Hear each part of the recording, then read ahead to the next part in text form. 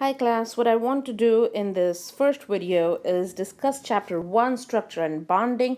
You know all of this information, so if it's repetitive for you, um, just let's just do it as a review. But this is something that you learned in General Chemistry 1, Introduction to Chemistry, and maybe a little bit of it in General Chemistry 2, but depending on when you took it, you may or may not need a review for that. What I also like to do is I like to apply this more towards organic molecules so you get a good feel for what to expect. But please realize this is the foundation, it is the very, very, very basic. And we'll take it from there. Your first assignment is based off of what you're going to hear in the next couple hours. Let's go. All right. So, first and foremost, what is organic chemistry? Now, a lot of people would define organic chemistry as the chemistry of carbon compounds. So, study of carbon containing compounds is organic chemistry. A lot of people would define the word organic referring to mainly something that comes from nature. So in that sense, maybe you can relate to the very fine, high quality, high priced produce which is organic in nature. You can perhaps refer to that and relate to that in that sense, that you're using only organic fertilizers to produce that. So it's humus that you're using. You're not using really the inorganic based fertilizers for the development of whatever produce it is. But in a realistic sense, in a scientific sense, what organic chemistry is, not just carbon containing compounds, because if you think about it, sodium carbonate, that's Na2CO3, let's just write that, Na2CO3, that contains carbon, but that has nothing organic about it. So, in a true sense, organic chemistry is the study of compounds that contain carbon and hydrogen, at least. At least. Other elements that you might see in an organic compound would be oxygen, nitrogen, sulfur, phosphorus, some halogens like chlorine, fluorine, bromine, iodine. Of course, now organic chemistry in the last 100 years or so, it has developed so much that you can even have organometallic compounds. Now, one might ask, when would oxygen be present? Carbohydrates is a great example for that. When would nitrogen be present? Both present in DNA as well as proteins. Sulfur present in proteins. Phosphorus present in DNA. So a lot of compounds around you are organic in nature, but the basic framework that we are referring to will contain both carbon and hydrogen. So the definition that people say chemistry of carbon compounds, that's kind of a definition, even though I say it's present definition. The present is kind of like a relative term. It's not most current. The most current definition should say chemistry of carbon compounds, as carbon containing compounds which also contain at least hydrogen in addition to carbon. And I gave you the example of sodium carbonate as to why. Now, like I said earlier, and when I use the word earlier, it really is 150 to 200 years ago, people believed that natural products, what comes out of nature, it requires some kind of a force for its creation. That means what nature creates,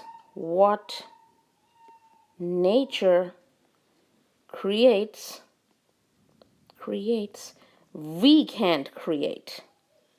We can't create. So, some 150 years ago, people were of that mindset that there is this supreme power that essentially guides and essentially provides this vital force, and hence we use the word theory of vitalism. That natural products, they cannot really be synthesized by human beings. But experiments have shown that that's not true. And in the last century, many people actually came forward and designed and synthesized material which does pass as organic compounds. So, this theory of vitalism has basically been proven wrong since then. And the first effort towards that was taken by Wohler. Wohler. And what he did was that he converted ammonium cyanate into urea. And ammonium cyanate is an inorganic compound, and urea is completely organic. And that was the first instance that human beings could actually synthesize an organic compound in a test tube on the bench. And so that was the onset of synthetic organic chemistry, as we say. Now, just to kind of give you a flavor of what to expect, over here you're seeing various different structures, and obviously you don't just have three. We have more than like a million organic compounds, but there are some things that there are some reasons why I wanted to use some of these structures. For instance, carbone, the first one. Notice I have the letter capital R and capital S, and we are going to learn this semester what those mean. But realize what the basic difference is. I mean, if you really think about it, if I could just draw, and that's definitely not a straight line. Let's try that again.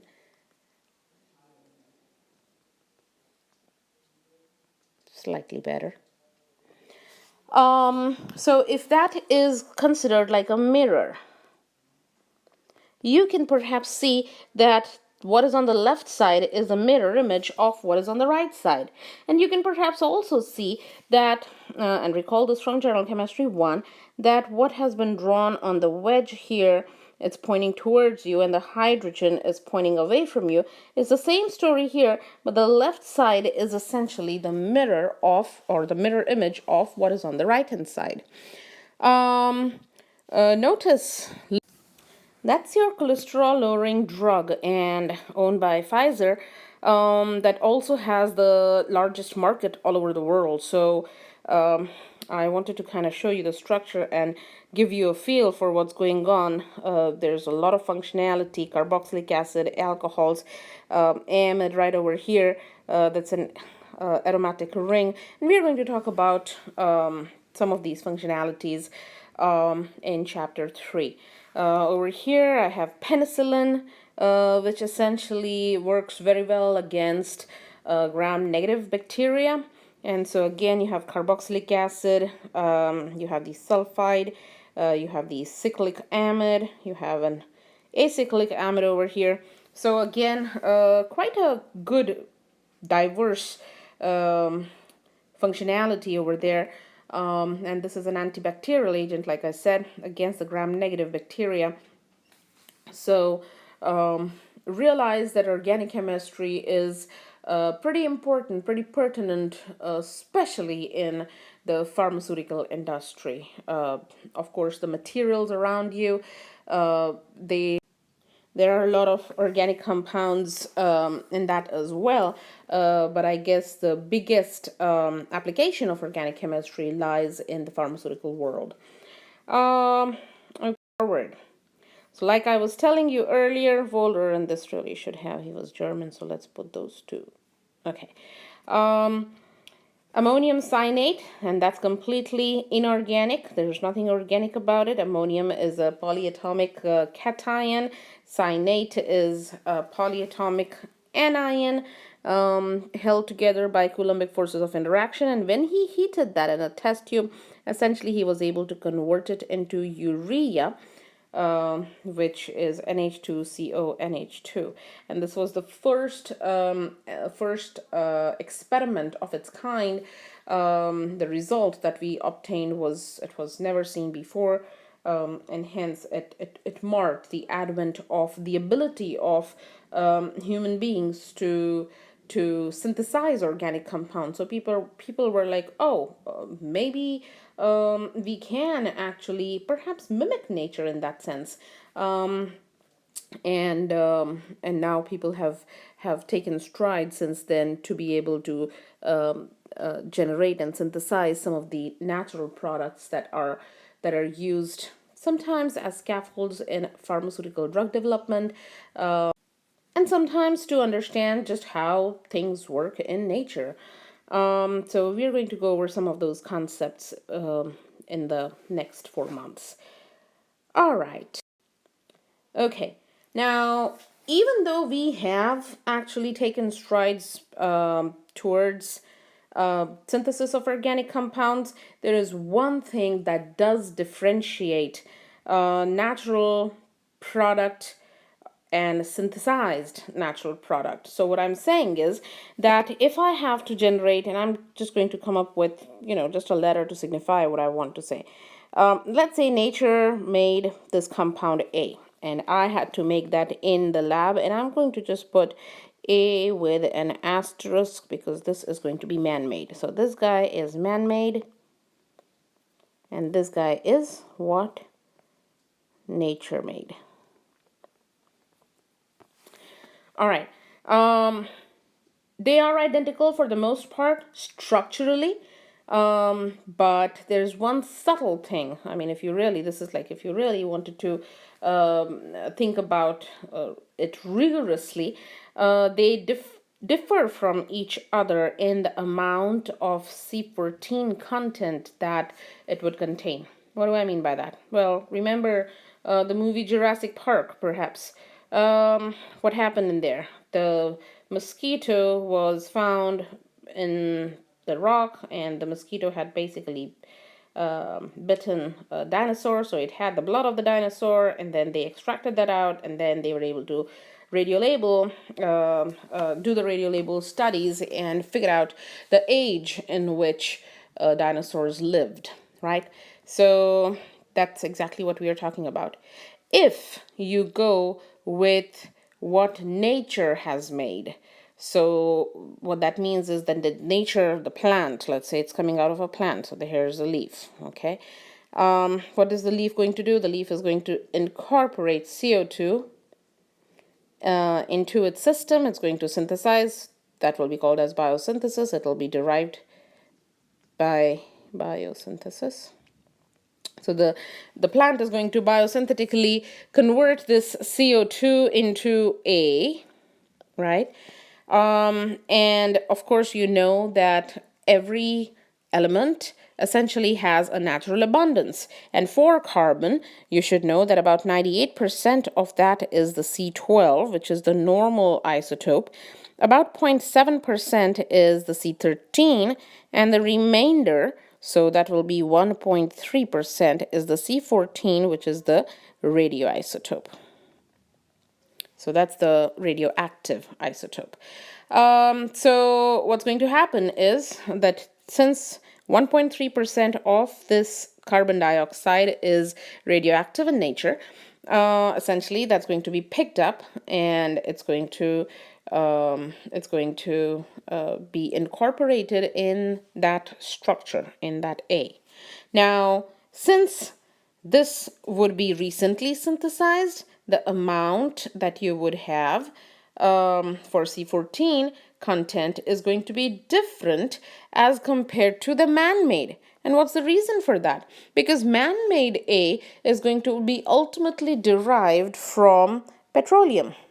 The source of all organic compounds ultimately is petroleum. So then the question is, what is petroleum? Well, that's the same fossil fuel, one fragment of which you used to pump in your car to come for class or go around here and there. So that's the regular gas that I'm talking about. But it is the fossil fuels that comes from plants and animals when those are decayed over long periods of time under the pressure, the heat, and the temperature over several years. So if you think about it, The C14 content, in petroleum is going to be a lot lesser. Why? Because it was present in the plants and the animals that lived, let's say, million years ago. And since you know from general chemistry too that the half-life of C14 is about 5,800 years. 5,800 years. So every 5,800 years, the C14 content is going to become half of the original, and then it'll become 1/4 of the original, and then so on and so forth, 1/8, and so on and so forth. So one can say that the amount of C14 content in the man-made A is going to be lesser than what it would be in the nature-made. And so depending on the C14 content, that's basically the only different thing that one can see between plant-derived and nature-derived or man-made or synthetic derived. Other than that, it's going to be structure-wise, it's going to be exactly the same. A lot of times, this is just for information for you.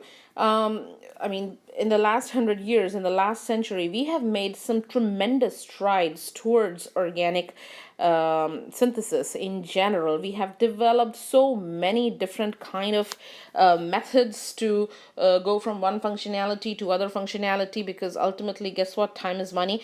And so everybody wants to get to where they want to go in the shortest possible time, in the cheapest possible way. So we want to save money, we want to save resources, we want to save time and effort, and but at the same time we want to have something which can cure cancer, for instance. And so a lot of times you would see the word semi-synthetic. So even though we have made really nice strides in organic synthesis, sometimes we actually have to still rely on nature, and we have to get what is called as a semi-synthesis or semi-synthetic route to our organic compound. So what we do is we let nature make half of it, and we isolate it and we work on the rest of it. So sometimes we kind of go that route if you are able to cure cancer, and that is the case of Taxol, which is clinically used to treat cancer of ovaries, head, shoulders. So, okay, let's go forward. Like I was saying earlier, not all carbon-containing compounds are organic. Sodium carbonate, carbon dioxide, diamond, and graphite, that's just elemental carbon. These two together, recall from general chemistry 2, are called as allotropes. Allotropes basically means that those are different in physical properties.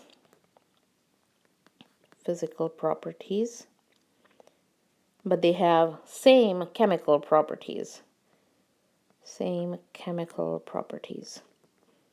So recall, your teacher would have told you that both graphite, that's carbon, when you heat it with oxygen, you're going to get CO2. Where do you find graphite? Where can you find graphite? Pencil, what you're using to write. That contains graphite, that is graphite. So it does have very soft properties. It can be used as a lubricant. So the little graphite powder that you get at Lowe's, which is to essentially lubricate the lock in your door, that is graphite powder. So that's carbon again. So it can be used as a lubricant. So that's graphite. And diamond, if you consider diamond,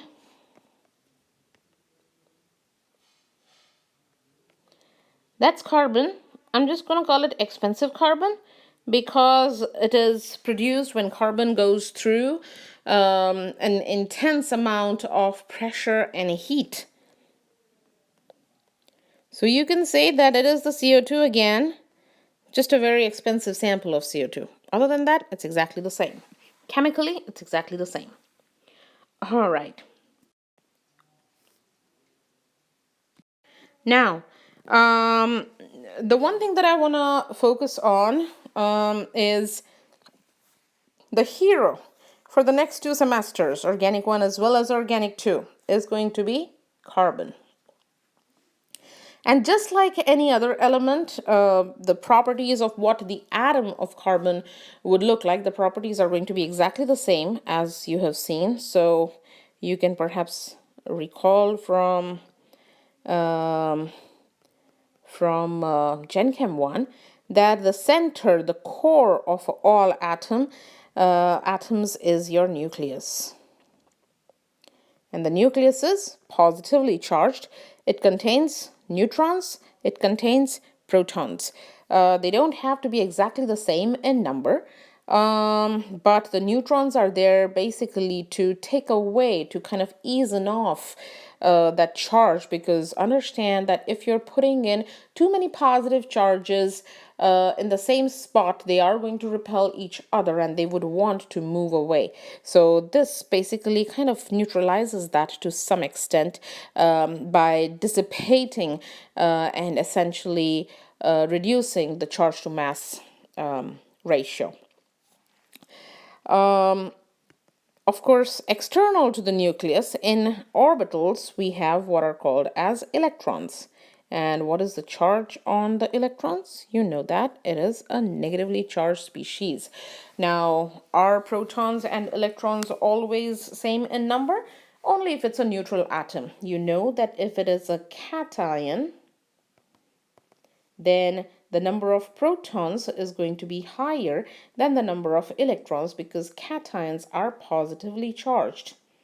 If it's an anion, which is a negatively charged species, then the number of electrons is going to be more than the number of protons.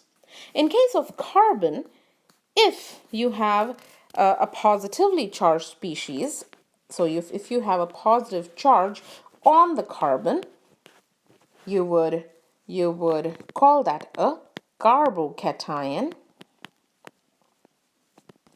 And if there is a negative charge, hopefully you also recall that electrons are present in atomic orbitals. So recall the 1s, the 2s, the 2p, all of those are orbitals. So if one thinks about what orbitals are nothing but the most probable space around the nucleus where the probability of finding the electron is maximum.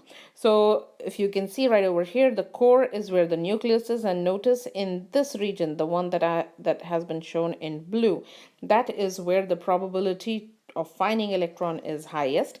And then there is this region, the white region, where you don't see anything, and that is what is referred to as a node. And then we have a second sort of circle. So this is not, if you think about it, the difference between an orbit and an orbital. An orbit is essentially at a fixed distance from the nucleus. So one can say that if this is the nucleus, then at a distance of 1 millimeter, 2 millimeter, whatever the case may be, you would find an orbit. But the concept of orbital is slightly different. It is now a three-dimensional space. It's not in 2D, at an X and Y coordinate, but there is a Z component associated with it as well. So you can consider that if, let's say, a tennis ball was the nucleus, and you're wrapping it around completely with some kind of paper or cloth. It's a three-dimensional space in which the nucleus is contained now, and that can be referred to as maybe the 1s orbital. So node is where you will not find any electrons. Of course, the orbitals are those areas where the probability of finding the electron is maximum. Now notice, recall from your experience in General Chemistry 1. When you write an orbital, you're writing it as 1s, 2s, 3p, blah, blah, blah. So there is a number and there is a letter. So what do these tell you? I'm going to go over that very briefly, but the first letter basically gives you the energy of the system. Energy. So that is your quantum number. So higher is this number, that would mean that greater is the distance from the nucleus and higher will be the energy. So one can safely say that 3s is higher in energy than 1s. Why? Because 3 is more than 1. As simple as that. So the first number basically signifies the main shell that these orbitals are going to be in. And the letter that you have, those can only be for your class.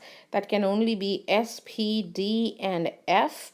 And so these essentially provide you the subshell. So it's like saying a room within a house. A subshell is within the shell. And S would mean that it is symmetrical. P is for principal. And this principal is different than the other one. D is for diffused. And F is for fundamental. This information is for PCAT, MCAT people. But you really should know this from General Chemistry 1. So if I'm saying 1s, essentially for each of these S, P, D, and F, there is a value that is associated with them. The S orbital has a 0 value, P has 1, D has 2, F has 3. So if somebody says, what is the energy associated with, let's say, 1s, you would say it'll be 1 plus 0, which is 1.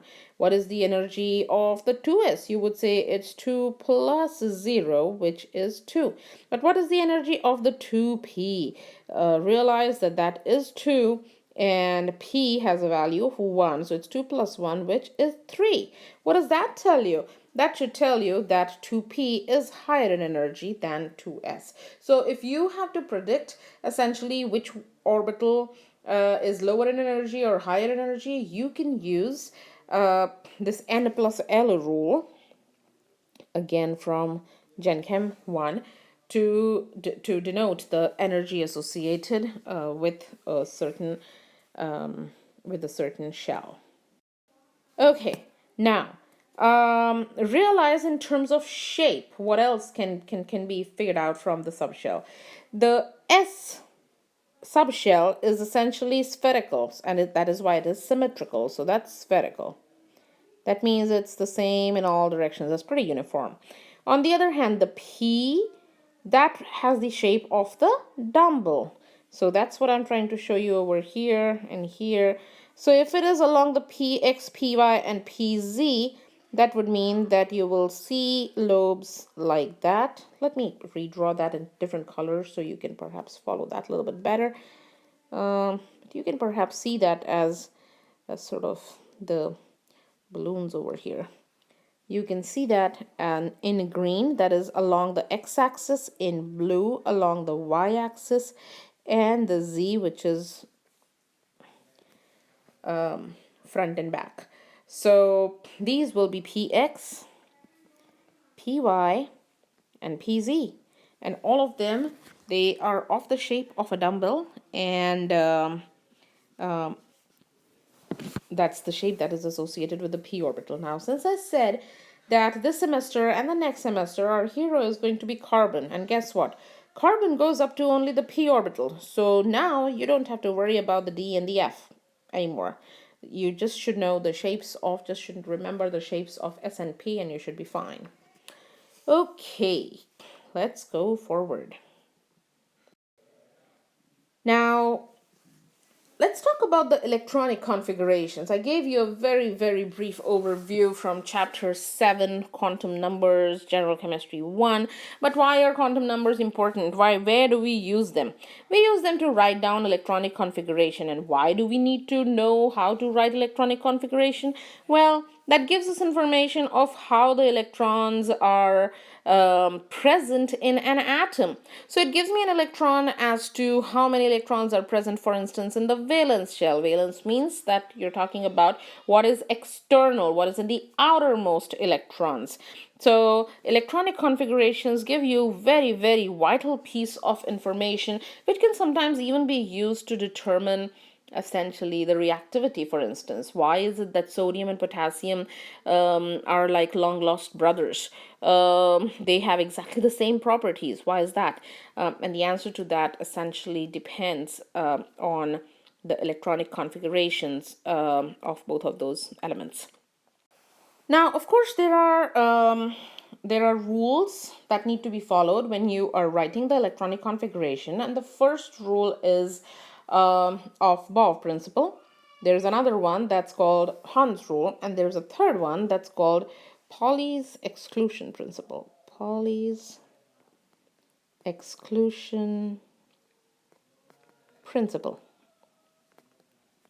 And if you can use if you can remember these three, you can write down the electronic configuration for any and every element. So let's go over those one by one. Bohr principle. Just a little story there.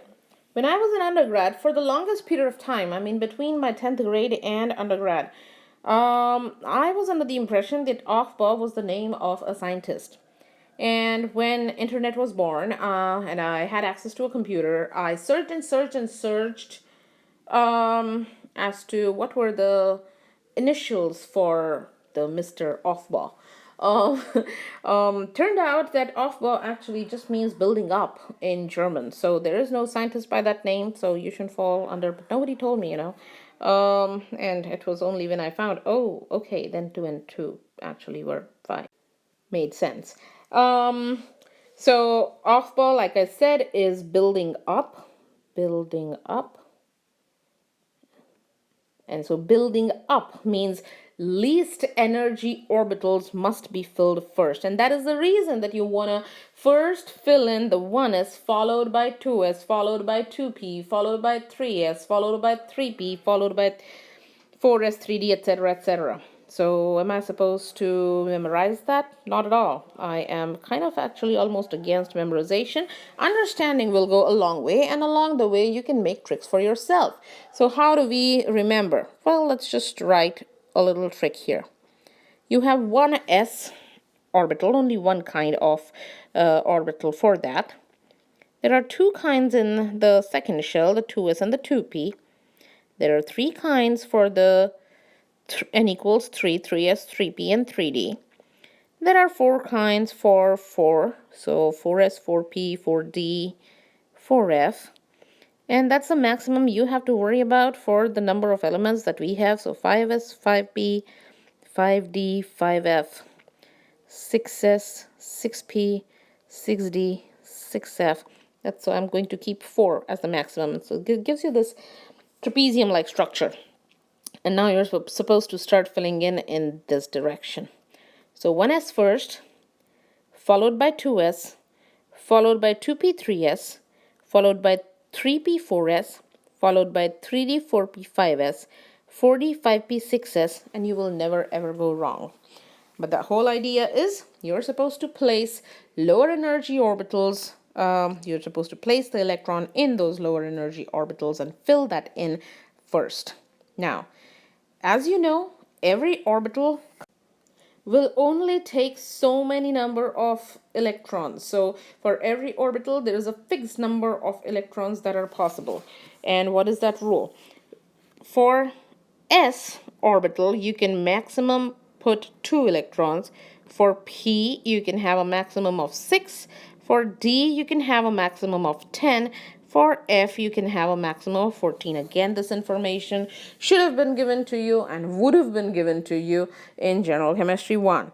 And this is the Pauli's exclusion principle, essentially. So no two electrons that are present in an orbital can have 4 exactly same quantum numbers. And that means that for every electron pointing the up direction, there should be one that's pointing the down direction, which means that every single orbital can hold up to maximum of 2 electrons. Another way of saying the same thing. And the third one is Hund's rule of maximum multiplicity. What does that mean? That means that you can never have pairing unless sharing of energy occurs. What do I mean by that? Let's take the example, and maybe let's take the example. Let's consider carbon. Carbon has a Z of 6. So if I were to basically provide the electronic configuration for that, that would be 1s2, 2s2, 2p2. And if I have to write down the block diagram for that, it's 1s2, so one pointing up, the other electron pointing downwards. 2s with the 2 electrons, again the same story. And now if I have to put the 2 electrons in the 2p system, I have a choice. I can either put 2 of those together, or I could put 1 in each. The question I have for you is, which one is it? And hopefully you know the answer to that it's not going to be both together, but rather 1 in each. And the reason for that is that in this particular case, you first want to share the energy of the 2p system before the pairing occurs. That means if you have orbitals which are equal in energy, which in this case are 2px, 2py, and 2pz, so you, in that sense, you will have to singly fill them first before the pairing will take place. So let's say, for instance, the next one being nitrogen, and if you had to fill in, it's going to start filling in the 2pz. So again, realize that sharing of the energy is going to occur first before the pairing takes place. So that's Hund's rule of maximum multiplicity. And whenever you do have these kind of orbitals which are equal in energy, the word we use for that, so in this case, for instance, you have 2px, 2py, 2pz, those are what are called as degenerate orbitals. Degenerate orbitals. Realize the s orbital cannot have degenerate orbitals because there is only one kind of s orbital. It's uniform. So degenerate means that there are many kinds of those orbitals, but they are all same in energy. They're just pointing in different directions, but energy wise they're exactly the same. So just to kind of give you a flavor for all the electronic configurations, hydrogen, which has 1s1, valence electron is 1, helium has valence electron 2, lithium valence electron 1 again. So hopefully you can see two things. One, that when we are referring to valence electron, I'm looking at the outermost, that means the highest n value, the outermost shell. So 2s1 in case of lithium, 2s2 in case of beryllium, so on and so forth. And you might have to, in that sense, then add the number of electrons. So for instance, in the first case, hydrogen, my n was equal to 1, and the number that you have for the superscript is 1. So that's why we said that we had only one electron. But in case of lithium, we say that it is 1 as well. And the reason for that is because now I'm looking at the 2s. But as you go through the period, so lithium, beryllium, boron, carbon, nitrogen, oxygen, fluorine, notice I'm still filling in the n equals 2 shell only. But now I started to fill the 2p. That doesn't matter. When you are looking at the valence electron, it's not just the 2p, it's the combination of the 2s and the 2p. So if somebody asks you how many valence electrons are present in carbon, you would say that there are 4 valence electrons present in carbon. 2 of those are present in 2s, and 2 of those are present in the 2p. And of course, when carbon undergoes, it goes through bonding, that's a different story altogether, something we'll discuss in hybridization. The internal electrons are also referred to as core electrons, and they basically have the same configuration as the preceding noble gas. So in that sense, you can look at the previous noble gas, and that will refer to the core electronic configuration. Okay, let's talk about the electronic configuration and try to write for some of these. I'm going to write the whole configuration, but in your own time, if you wanted to just write noble gas configuration, you can do that. Now, the first one is chlorine. So the first thing you need to do is you need to look for the atomic number, because the atomic number is going to give you the number of protons, and for a neutral atom, the number of electrons. So for the case of chlorine, we have 17 protons and 17 electrons. So if you have to fit in the 17 electrons, you have to go 1s2, 2s2, 2p6, 3s2, 3p5, because this will be 10 electrons, these will be 7 electrons. 10 plus 7 gives you 17. If you were to think about a Cl negative, now you have added an electron, and that is the reason that you have a negative charge. So now you're supposed to fit in 18 electrons. So now your configuration is going to be like 1s2, 2s2, 2p6, 3s2, 3p6. If somebody asks you what is the noble gas configuration for this, you would say it will be neon, because that's the noble gas preceding chlorine, and then you follow it with 3s2 and 3p5.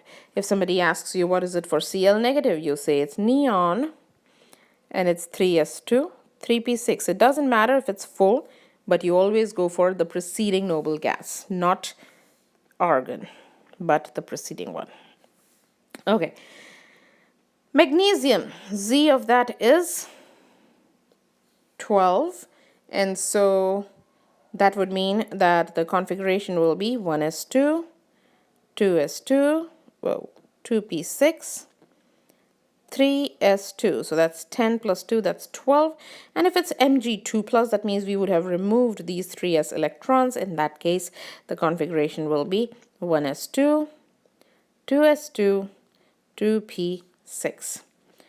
For iron and for any transition metal, if asked, I would very strongly recommend that you should write first for the neutral atom and then go forward and remove the electrons. So if it were Fe only, what would it be?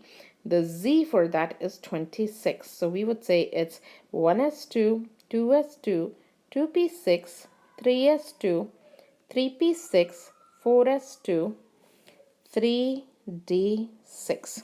Now, one thing about 4s, even though it gets filled in first, because this is a transition element, it follows what is called as, in my head, I always see it as FIFO, first in, first out.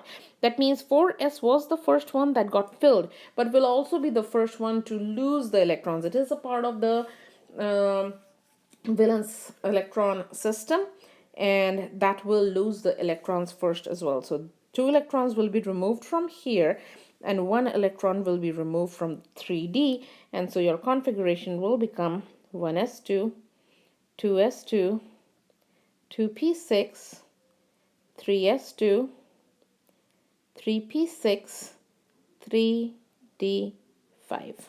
Okay, you may or may not write down 4s as 0, but 3d5 is important. Okay, so the question is, why are bonds formed, and more importantly, how are bonds formed? Well, these are actually two different questions.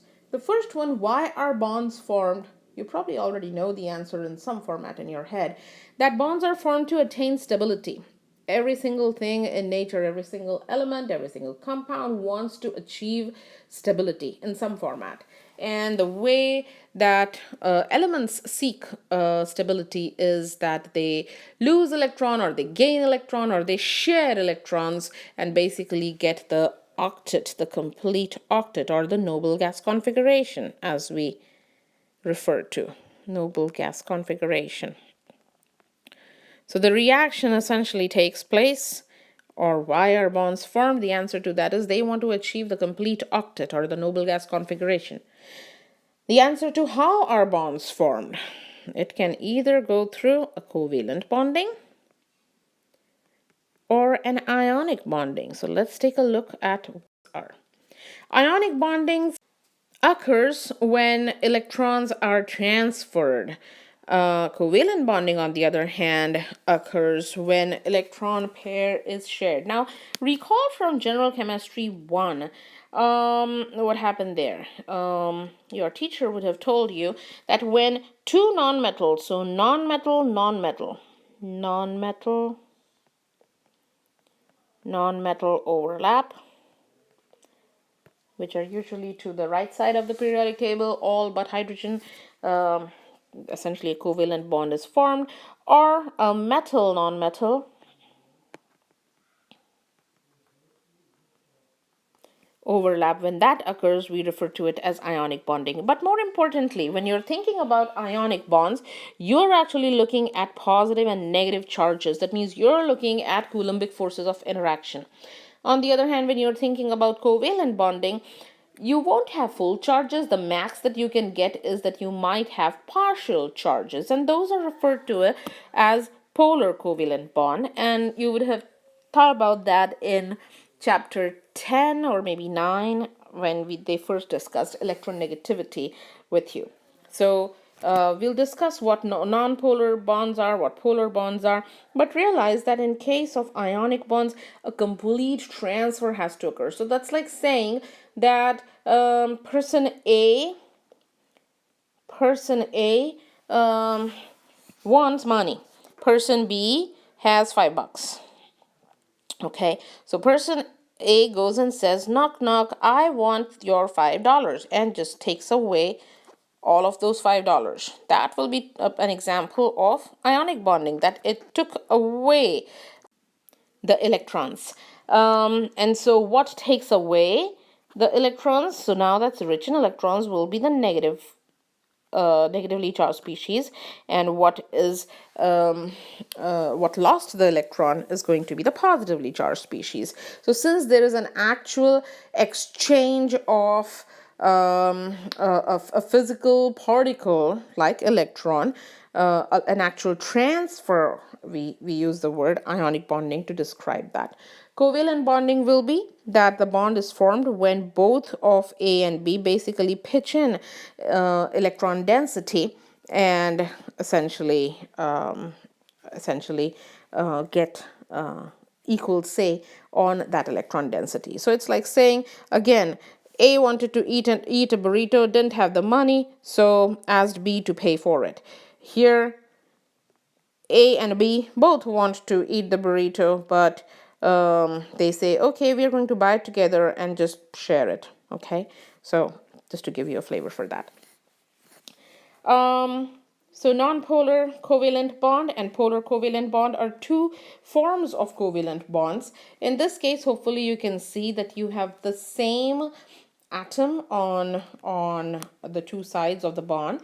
And so by rule, essentially the extent to which one of the hydrogen atoms pulls the electron density to itself, same as the extent that the other hydrogen is going to pull it back.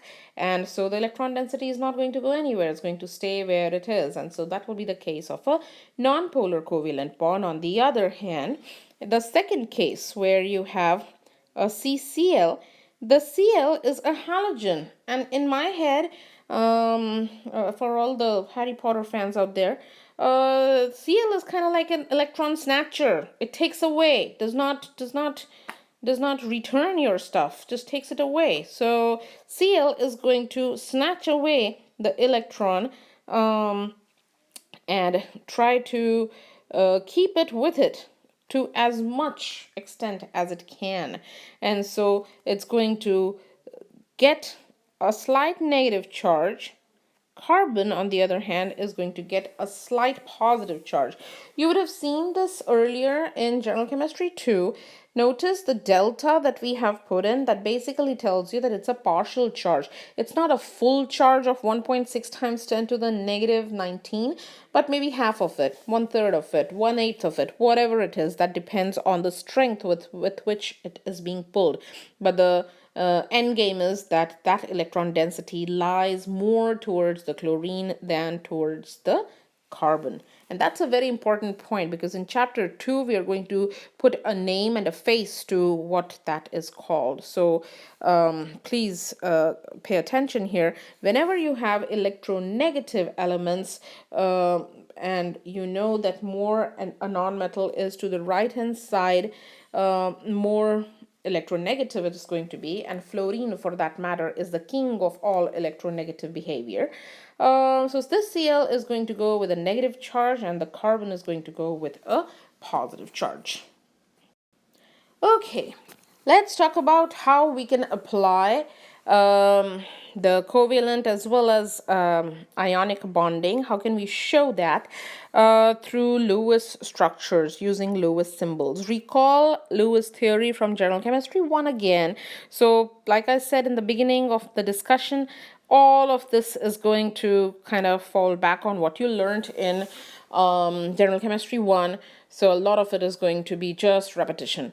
So Lewis structures can be written using Lewis symbols, and recall that Lewis symbols basically give you the number of valence electrons. So for example, earlier I showed you a table where I showed you that hydrogen that has only one valence electron, and that is why the Lewis symbol for hydrogen would be this.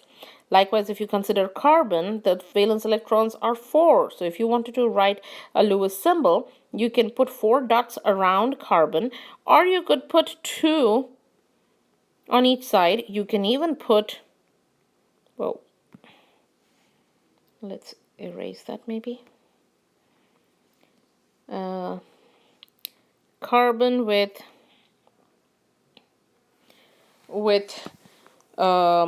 two sets of electrons like that, and that's fine too, as long as the total is 4. So Lewis structures can be written with an aim, or they are written with an aim, that the octet has to be completed for as many elements as possible. So that's the most important rule, and we use Lewis symbols to draw these Lewis structures. A lot of times you would see people emphasizing that they want to see these written as electrons, and that's, yeah, technically that's true. However, in modern day science, a lot of people would replace 2 electrons by one stick, which signifies a bond, or 2 electrons, and that's okay. But you will need to show any lone pair of electrons. So what are lone pair of electrons? Notice I have made a statement right over here: bonding electrons and non-bonding electrons. Bonding electrons are the shared electrons. So these are going to be between 2 atoms. And one can say that both have equal say if it's not a very highly electronegative atom. So for example, between carbon and hydrogen, there is not as much electronegativity difference between them. So between carbon and hydrogen, they have equal say. On the other hand, if you consider these electrons right on oxygen, these will be referred to as lone pairs or non-bonding electrons. And the reason for that is these are sole property of oxygen. They belong to oxygen. Hydrogen has absolutely no say, and oxygen can do whatever it wants to with those electrons. So essentially, lone pair of electrons belong to only one element. On the other hand, shared electrons or bonding electrons, they are shared between 2 different atoms. Based on that, I want to go over this slide. If you're considering boron boron will make only 3 bonds. So for example, if you consider something like BH3, boron has Z of 3. It has 3 electrons around it. Each hydrogen is going to bring with it 1 electrons. No matter what you do, you will have no more than 6 electrons in that system. And what that means is that boron at any given point of time cannot have a complete octet. And if now, when boron does accept 2 electrons from another species, it will go with a negative charge, which is what I'm showing you here.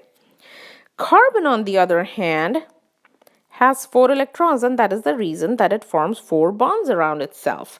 Now, if carbon does not form 4 bonds and forms only 3 and has a positive charge, the octet would not be completed, and that kind of species will be called as a carbocation. It borrows the word cation from the fact that we have a positive charge, and that is why cation, and the word carbo is because that positive charge is on the carbon. The other version of that would be that if you have 3 bonds, but now 2 electrons stay on carbon, and that is the reason that we have a negative charge on that carbon. Such a species will be referred to as a carbanion. The anion part tells you that there is negative charge in this structure, and the word carba or carb is for the fact that that negative charge is contained on the carbon atom. Likewise, nitrogen, it has 5 valence electrons. So nitrogen has 5 valence electrons. It can form 3 bonds, and that will complete its octet usually. So the valency is 3. If it forms 4, that means it will utilize its bonded electron pair right over here. In that sense, in that case, you will need to give a positive charge to that nitrogen, such as the case for ammonium. Ammonium will have a structure like this, and a positive charge will be contained on nitrogen. And if nitrogen does not utilize its valency and only 2 bonds are formed, then you will have to give it a negative charge, and that will be an amide anion. Likewise, oxygen, it has overall 6 electrons around it, so it forms 2 bonds to get the complete octet. Oxygen in that sense then will have the ability to donate one set of electrons towards any other species that's seeking electrons, such as in the case of hydronium ion. In general chemistry 2, we spent the entire semester convincing you that H3O plus, it has a positive charge, hydronium ion, and it's acidic in nature. And where is it getting formed, or why is it getting formed? Where is it coming from? It's coming from a situation if water picks up a proton.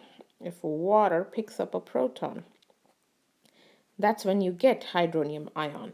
So again, that will be a positively charged species, and the formal charge or the charge on is going to be on the oxygen atom. If oxygen, however, does not utilize the entire valency, that is going to go with a negative charge. Likewise, chlorine is going to form only one single bond to complete the octet. If you force it to form 2 bonds, you're going to form a chloronium ion. This was hydronium.